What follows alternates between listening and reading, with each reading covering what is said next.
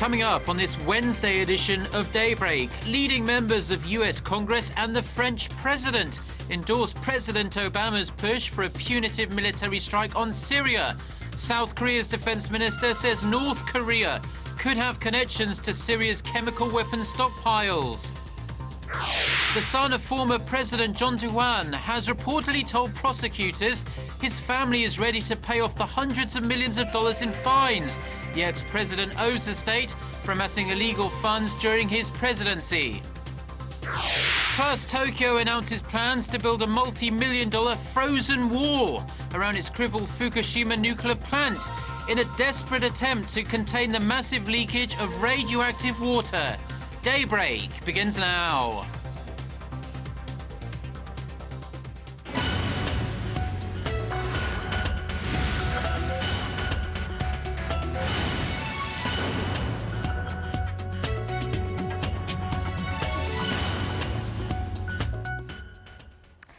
You're watching Daybreak on Wednesday, September 4th here in Seoul, and I'm Choi Yu-sun.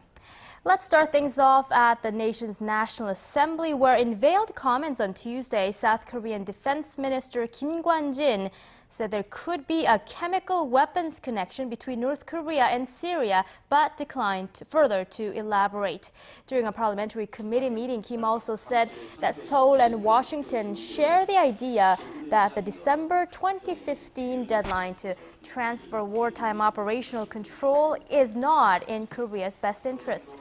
He added that the Defense Ministry is in discussions with the United States over delaying the deadline in consideration of the current security situation. It was always going to be a tough sell, but U.S. President Barack Obama has taken some steps to convince skeptical congressional leaders to vote in favor of U.S. military intervention in Syria. In a meeting with the country's top bipartisan congressional leaders at the White House Tuesday, Obama stressed military action would be strategically limited and the U.S. would not repeat its previous mistakes of getting bogged down in Iraq and Afghanistan. Republican Speaker of the House of Representatives John Boehner and Democratic House Leader Nancy Pelosi, who were present at the meeting, said they agreed that the U.S. must send a strong message to the Syrian regime. French President François Hollande has also voiced support for U.S.-led military action. The French National Assembly is scheduled to hold a debate on Syria on Wednesday. Meanwhile, Syria's longtime ally Russia is considering sending a parliamentary delegation to the U.S. to lobby U.S. lawmakers not to vote for the strikes. Former NBA star Dennis Rodman arrived in Pyongyang Tuesday for another meeting with North Korean leader Kim Jong-un. The Basketball Hall of Famer said before departing that the 5-day visit is simply, quote, another basketball diplomacy tour. Despite speculation he may lobby Kim for the release of U.S. citizen Kenneth Bae, who is imprisoned in the north, Rodman said he had no plans to bring the issue up. The trip is Rodman's second to Pyongyang this year and comes at a sensitive time. North Korea late last week canceled at the last minute a visit to Pyongyang by U.S. Special Envoy on North Korean human rights issues, Robert King. So with South and North Korea's back in talking terms, could this lead to a possible resumption of the long-stalled six-party dialogue on Pyongyang's nuclear issue? According to several North Korea experts around the world, the answer might be yes. Our Han Da-eun reports. The recent resurgence of inter-Korean talks on several pending issues has warmed up the chill that gripped the Korean peninsula earlier this year. And with hints from Pyongyang that the reclusive state might be willing to re-engage in dialogue with regional neighbors, experts across the globe are bullish on the possible resumption of the stalled six-party nuclear talks. Russian Foreign Minister Sergei Lavrov on Monday raised hopes that a political process leading to North Korea's denuclearization would unfold soon. Lavrov pointed out that recent signals from the North show it's ready to follow through on the agreements made by the six-party members in 2005. North Korea expert and former U.S. State Department official Joel Witt echoed that sentiment. He says there has been a positive change in the North's priorities, adding that the communist state has barely mentioned anything about its nuclear power in recent public announcements. North Korea had previously made very clear to the world that it was pushing for economic growth and an expansion of its nuclear program. According to Witt, the change in policy to prioritize economic development was most evident in an announcement made by Pyongyang's National Defense Commission on June 16th. Against such a backdrop, the U.S. expert stressed that it's important for Washington to open dialogue with the North now. China, North Korea's longtime ally, has also expressed hope towards reopening the nuclear talks. A Chinese foreign ministry spokesman officially announced this week that China's top nuclear envoy, Wu Da-wei, exchanged views on a resumption of the denuclearization talks with his North Korean counterparts during a visit to Pyongyang last week. 한다은, Arirang News. Despite recent marathon talks over the resumption of their joint industrial complex in North Korea's Kaesong, Seoul and Pyongyang are in limbo. They have yet to agree over when they would likely to start operations there. Kim Hyun-bin has more on the division over timing. The last remaining obstacle to a reopening of the Kaesong industrial complex is about when to reopen it. In the first meeting on Monday of the Joint Committee that will be responsible for managing the joint factory zone, Pyongyang made it clear they would like operations at the Joint Business Park to resume as soon as possible. But a South Korean government official said Tuesday that unless North Korea complies with a set of regulatory measures and reinstates a military hotline near the West Sea, the Kaesong complex will remain shuttered. That hotline was cut in March, shortly before Pyongyang pulled all of its workers out of Kaesong. The South is putting emphasis on the hotline because people can only gain entry to and exit from the complex after getting approval from the joint security area at Panmunjom, and only during working hours. In those times that Panmunjom is closed, the military hotline near the West Sea keeps the line of communication open in the event of an emergency. The two Koreas promised to carry out discussions before the next committee meeting on September 10th to come up with ways to strengthen business regulations and normalize the complex. In the meantime, meetings for the two subcommittees in charge of asset protection and global competitiveness will be held on Wednesday, followed by subcommittee meetings on customs, communications, personnel safety, and passage on Thursday.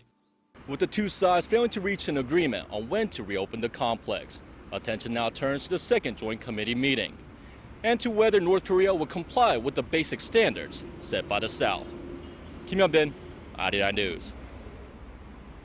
Reports are emerging that former Korean President Chun Doo-hwan, who for years has refused to cough up tens of millions of dollars he owes the country in fines for corruption, will pay back a significant slice of the remaining amount.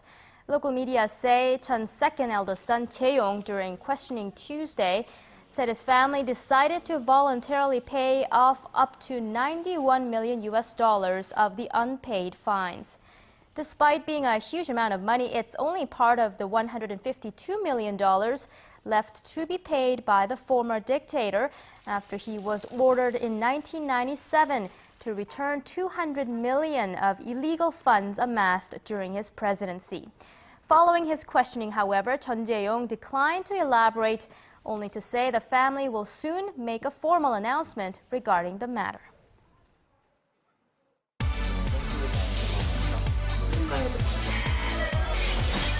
If you want the latest news from Korea and around the world. Return to the negotiations. President Park Geun-hye plans, given the current circumstances. On your way to work or at home. Defense Ministry. The legislature will convene a. Tune into Daybreak on Arirang TV. Prime Minister Shinzo Abe said Tuesday. Japan has stepped up efforts to stop leaks of radioactive water from its crippled Fukushima nuclear plant. It has pledged to funnel hundreds of millions of dollars to costly projects that the government hopes will help stem the worsening problem. Our Hwang Jie has more on Japan's plan to clean up its nuclear mess.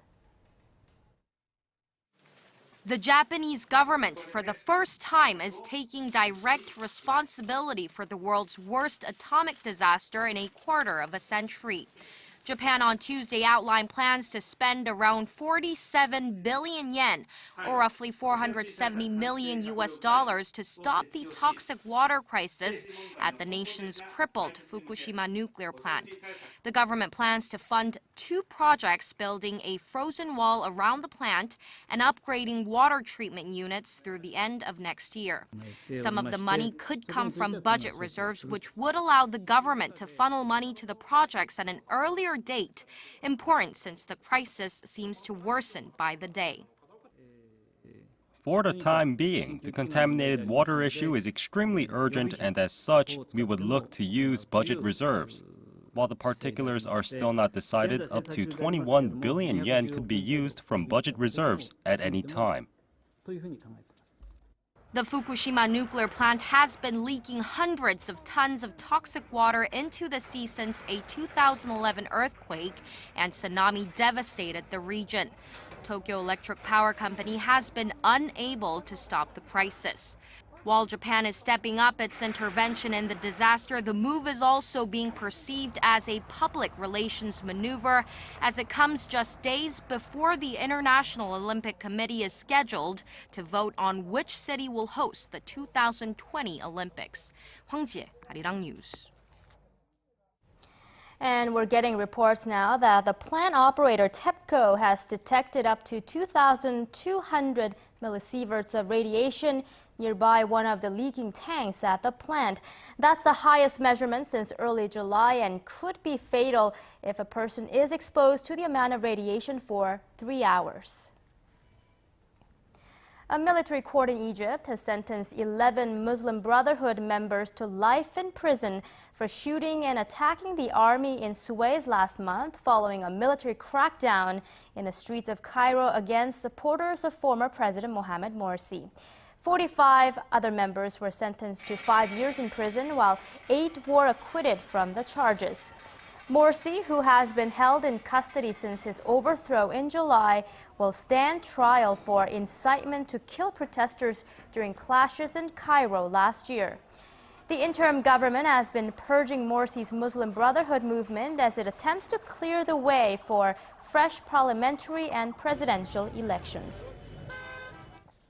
Microsoft has struck a $7 billion deal to buy Nokia's struggling mobile phone business, a bold move that's being interpreted as an attempt to cash up with a fast-growing mobile market. As part of the deal that is likely to be finalized in early 2014, Nokia will also license its patents to Microsoft, and about 32,000 Nokia employees will transfer over, including Nokia CEO Stephen Elop. Elop is believed to be among the top contenders to succeed current Microsoft CEO Steve Ballmer, who announced last month that he was retiring. The Korean market remains fairly stable despite fears over the U.S. Federal Reserve's planned tapering of its monetary stimulus program and speculation about an emerging markets crisis. Recent data also shows Korea's market capitalization has overtaken those of nations like Brazil, Russia, and India. Our Kwon So-ah has the details. Korea's stock market remains relatively strong, despite a planned pullback in the United States quantitative easing program and rumors of another financial crisis in emerging markets. The aggregate market value of listed companies in Korea came to $1.1 trillion as of Sunday, according to data compiled by Bloomberg. This figure puts Korea in 11th place among 87 countries surveyed, after the US, Japan, Britain, and China. Although Korea failed to reach its record high of $1.2 trillion posted earlier in the year, it seems to be weathering the economic storms better than others. Korea's market capitalization fell to $960 billion in June on reports that the U.S. Federal Reserve would begin tapering its huge monetary stimulus program. However, it topped the $1 trillion mark again last month. The stock markets of the BRIC nations of Brazil, Russia, India, and China, meanwhile, have performed relatively poorly. With the exception of China, which is the world's second largest economy, Brazil, Russia, and India have all given way to Korea. Experts say that Korea is now being considered a favorable market for its track record of fast recovery during crises and strength in its basic economic fundamentals. Currently, the global market capitalization stands at $54.6 trillion. Kwon So-ah, Arirang News. Standard & Poor's Korea says Korean companies' credit ratings have dropped to below 2009 levels because of failing markets overseas. The Korean branch of the global credit rating agency said Tuesday that the major reasons behind the low credit trend include slumping economic growth in China, sluggish domestic exports because of the weakening Japanese yen, and the overall decrease in local consumption.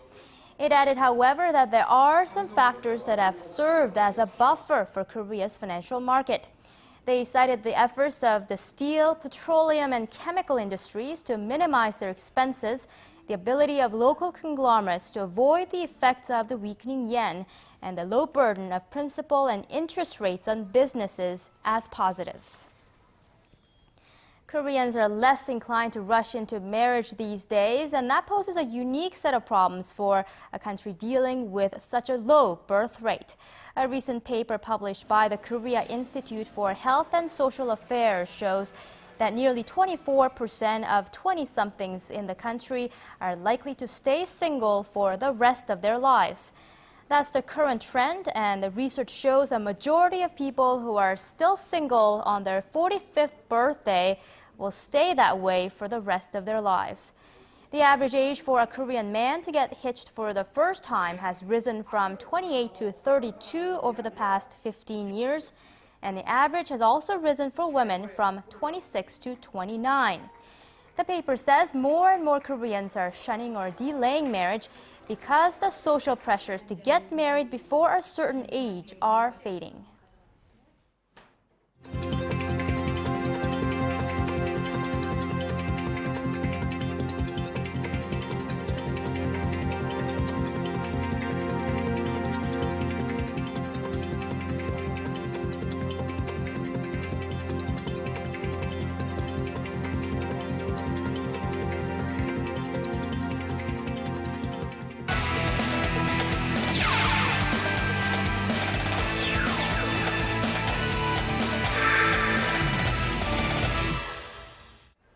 And a good Wednesday morning to you all as the KBO went back in action on Tuesday night. Now the pennant race is as hot as ever as the Tucson Bears crushed the Hanwha Eagles 12-2 at Daejeon, with the Lotte Giants beating the Nexon Heroes in a big series here 5-4. So with that said, let's take a look at the LG Twins taking on the SK Wyverns in Seoul. Of course, we go into the first inning of the game. Here's LG's captain Lee Byung-gyu, an RBI single to left field brings home Lee Jin-young as the LG Twins take an early 1-0 lead. Next inning, here's Son Ju-in, this time an RBI double here makes it 2-0 LG. Stays that way until the fifth inning when Chejong hits one towards third. That's an RBI single, and the score is now 2-1 LG. Seventh inning, Kim Jae-hyun, he's going to come in to score on this wild pitch here, and we have a brand new ball game. The bottom of the inning, here's Park Young-taek, this time an RBI single to left field, and the LG Twins take the lead back 3-2. Ninth inning, here's An Chi-yong at bat. A two-run single gives the SK Wyverns the lead as An Chi-yong will be thrown out at second base. No matter there, a close game, but the LG Twins held scoreless in the bottom of the ninth as SK comes back to take this game 4-3, your final score. And next up, the Samsung Lions taking on the Kia Tigers. First inning here, Shin Jong-gil RBI single makes it 1-0 Kia Tigers. Not done yet though, two-man on with Lee Bum-ho at bat. Oh yeah, three-run shot to deep left center field. 4-0 Kia Tigers after the first inning. We go over to the second inning, more from the Kia Tigers. This time, An Chi-hong's RBI double to left, and Kia now takes the lead 5-0. Sixth inning, Samsung gets on board thanks to Choi Young-woo here. A sac fly to left field scores Samsung's first run, and it's 5-1 Kia. We shift over to the eighth inning of the game. Choi Young-woo once again, this time an RBI single to left field, and it's 5-2 Kia. Now the rally comes too late for the Samsung Lions as the Kia Tigers upset the first place Samsung Lions 5-2. And staying in baseball, but over in the majors where Ryu Hyun-jin's next start against the Colorado Rockies have been canceled, according to the LA Dodgers. But it might be good news for the Korean fans. That's not an injury-related issue here, but the Dodgers have decided to put the newly acquired Edison Volquez on the mound instead, which means Ryu Hyun-jin's next start might be pushed back to the Cincinnati Reds series, where the two Koreans might face off once again. That's right, this calls for round 2 of Ryu Hyun-jin versus Chu Shin-soo. And moving over to international football, where I reported earlier this week on the loan deal that will move Swansea City's Ki Sung-young over to Sunderland. Well, now it's official. Sunderland's official Twitter page congratulated Ki Sung-young on his loan deal, adding that he'll be wearing number 4 for Sunderland. While the 24-year-old midfielder had a huge impact with Swansea City last season, not so much this season, leading to the loan deal. Ki is expected to be the playmaker that Sunderland desperately needs this season. And over to basketball, where the second game of the round of 6 college basketball playoff took place last night here in the nation. Now, Hanyang University beat Konkuk University 76-70, with Korea University beating Sangmyeong University 77-64, as both schools now advance to the semifinals of the tournament. And so with that said, finishing things off on the racetracks, believe it or not, we're only 1 month away from the 2013 Korea Grand Prix in Yeongam. The question is, are they ready? With the 4-day event kicking off on October 4th, race organizers are revving up their engines in hopes to make this a successful race. Now, race organizers say that the race is just about ready, but they know there's a lot of pressure on the event, with threats of the Korea Grand Prix being canceled after this year. With the event on its 4th year, a lot is expected from the Formula One fans. And that's going to wrap it up for me. This has been SJ. Have a great rest of the day and see you guys again for your sports needs.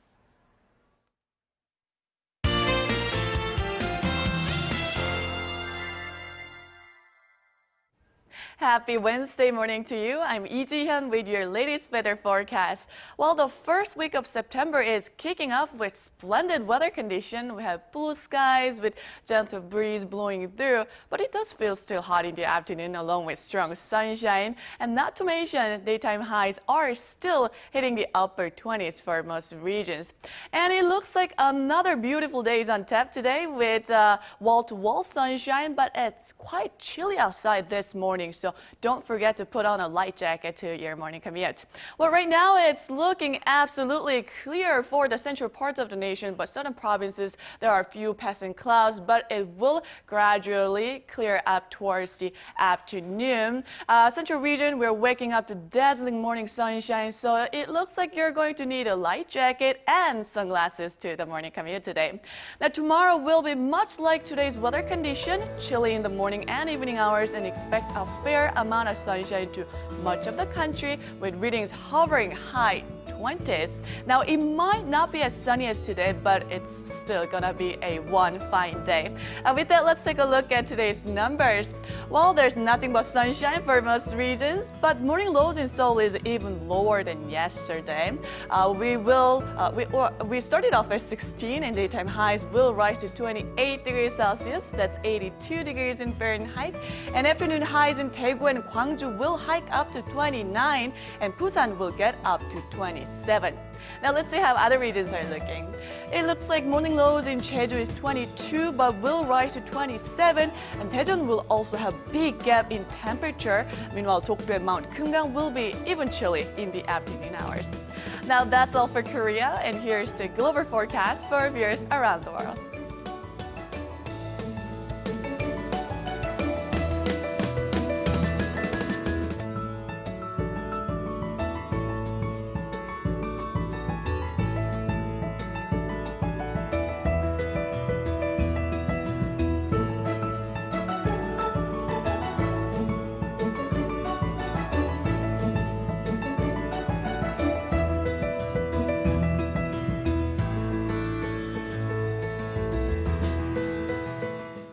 That's all I have for you at this hour. Enjoy your morning commute and have a wonderful day.